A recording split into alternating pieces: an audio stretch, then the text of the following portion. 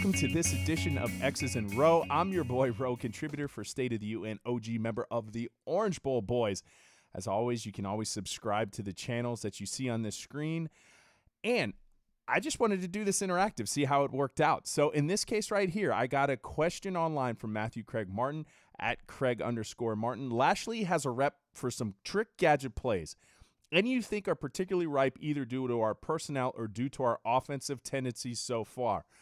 I would say absolutely, because up to this point, Miami's been efficient on all cylinders on the offense, but you haven't really seen the double reverse pass or, trying to do. Now, listen, Florida State tried to do that, and obviously you saw how that worked out, right? Jordan Travis got driven back like 15 yards and just gave a gift wrap to Phillips. I've seen him do it in the past. At SMU, there was one that always came to mind, and especially because you asked about our personnel. I remember a play vividly where he had 12-set personnel, and he had two of his tight ends flexed out together, and he kind of faked this like quick screen out there, and it was just bait, and it was like a fake screen and go. So, yeah, this is prime, especially in the middle of the field. If Miami gets in that situation after a turnover, that's when most offensive coordinators look to have a big trick play. I think you're right. I think, 4 games in, haven't seen one that kind of fits the description of a trick play so far. I think we're onto something. I really do.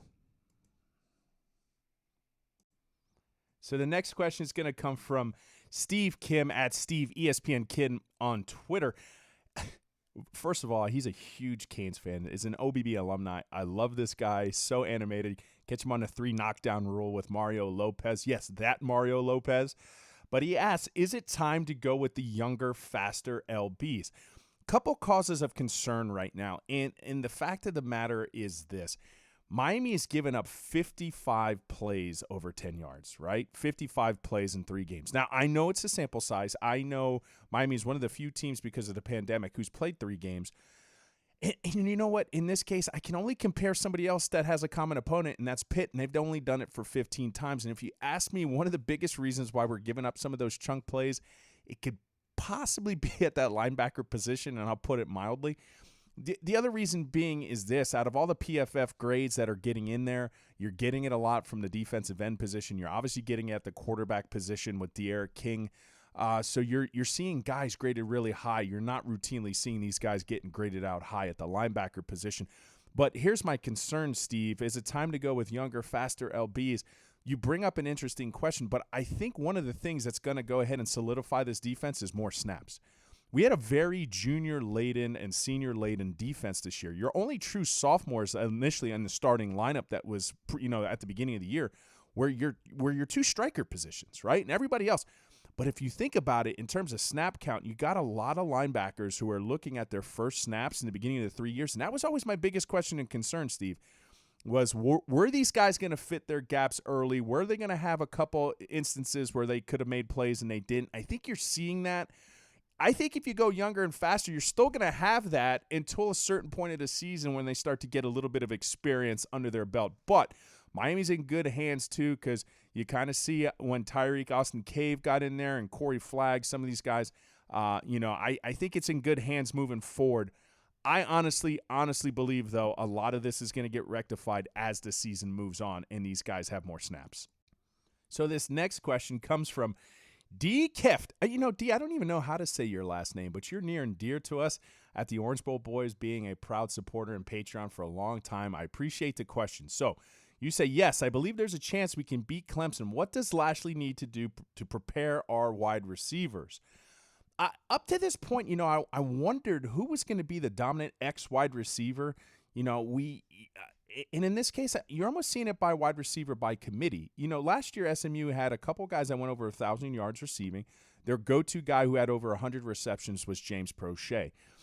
But here's the difference here at Miami. Miami has a couple special tight ends, and one in particular in Brevin Jordan, and they favor the 12 set, meaning they favor 2 tight ends. So when you come out of Florida State week and you have nine different, pass catchers catch the ball in the first quarter, I think it's not necessarily what he needs to do to prepare our wide receivers. I think the wide receivers just need to be prepared to operate in the offense. I think that's the difference. I think this offense is tailor-made to go ahead and distribute the ball first, and it's not going to try to find an individual guy per se. And when in doubt, it's going to lean on its tight ends. We'll need to score. We'll need every score. That is true. And then living in South Carolina, Clemson fans are worried about our defense, and my coworker said King is the real deal. King absolutely is the real deal. When he first arrived on the scene, I was like, listen, this guy is unique. He's special.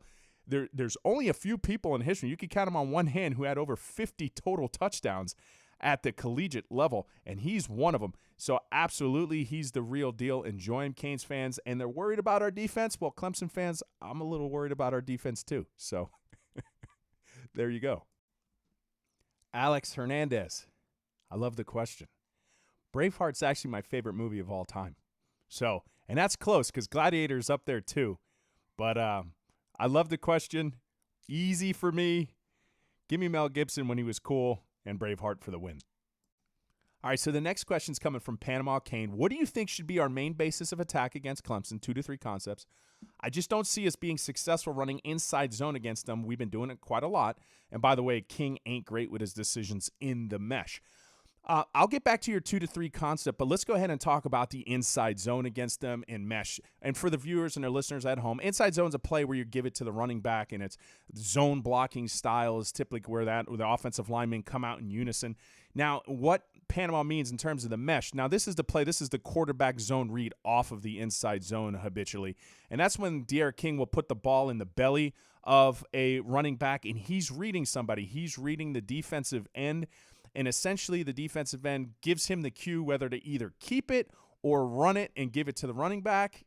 So I honestly don't think he's been as bad as you think, Panama, because against Florida State, now listen, he ran for over 80 yards against UAB. And then he was your leading rusher, and he had a lot of these plays against FSU. And I know in UAB, there's a lot of times their force gives, and you don't necessarily know the call. It could look like, the defense, if he kept it, he would have run. But against UAB, when I saw that, the game was already out of check. It was out of hand. You got to protect your quarterback too. You don't want him taking unnecessary shots if you don't have to.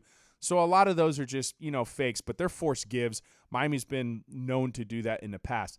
2 to 3 concepts, I'm just going to lump them all together because I think what you need to do here against Clemson is just keep doing what you have been doing. I think it's going to be a steady diet of the RPO. I really do. I've seen post-snap, pre-snap variety, and with their tempo, they're just going to continue to take what defenses give them. You can't cover everything down after down, snap after snap. And these RPOs, just because they come up to the line with tempo, a lot of times these RPOs are giving them 2, sometimes tertiary reads off that they have the ability based off the defensive coverage. So I think you're going to continue to see the RPOs, especially this week.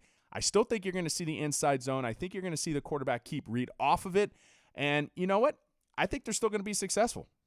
So trivia question for you. Who was the first person ever to call into the Orange Bowl Boys podcast? It was this guy right here, Big Mac Extra Cheese, and he came strong with a great question. How much Joe Brady film versus Clemson in the national championship do you think Lashley uses for reference? Clemson Venables had to call his best stuff. Thaddeus Moss had a huge game, so Brevin Jordan and Will Mallory should be the focal point of this offense outside the running game. Well, you know what, Mac? I'm going to put it to you this way. Anytime you have a quarterback that threw for 463 yards, including 5 touchdowns, I think not just the Miami Hurricanes, I think everybody took inventory of that game. LSU won soundly 42-25.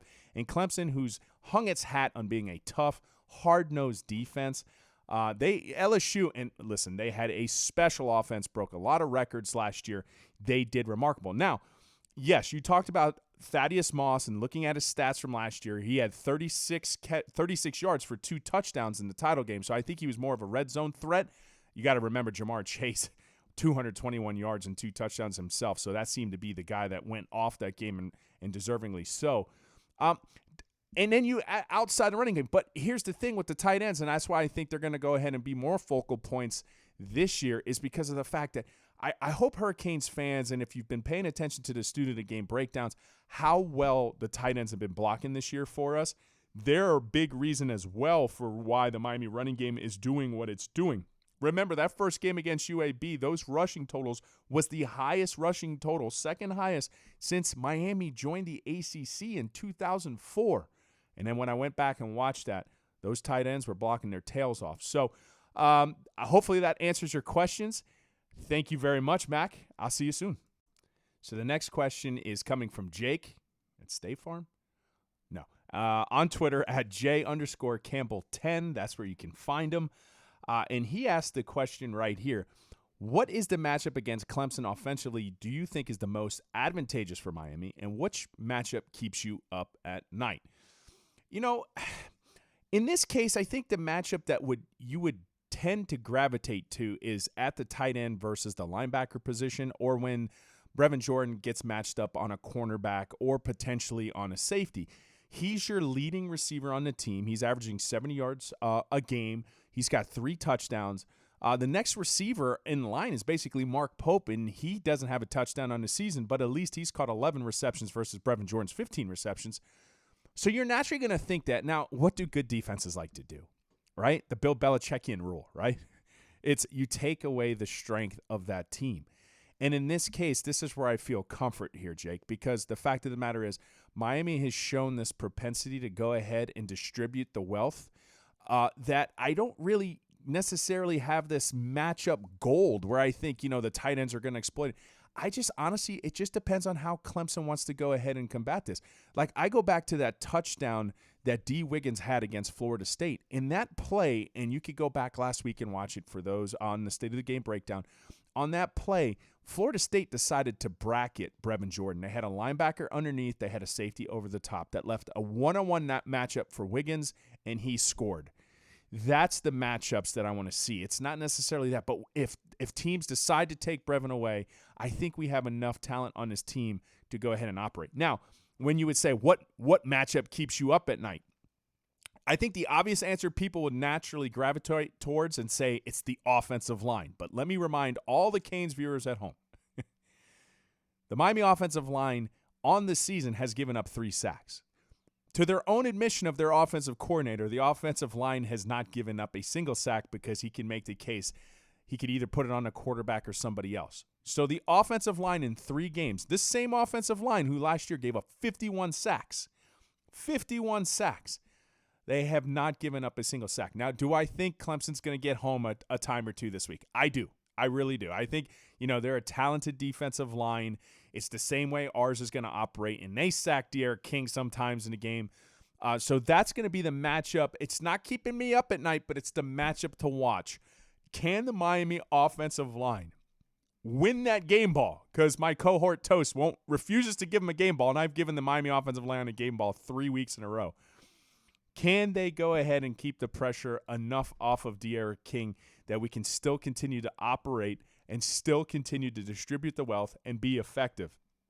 This could very easily be a very, very special offense for Miami this year. It's bound to be in the top 25, and I'm excited for this game. Thank you so much for all your questions this week, and it's been a joy and a pleasure. Go Canes.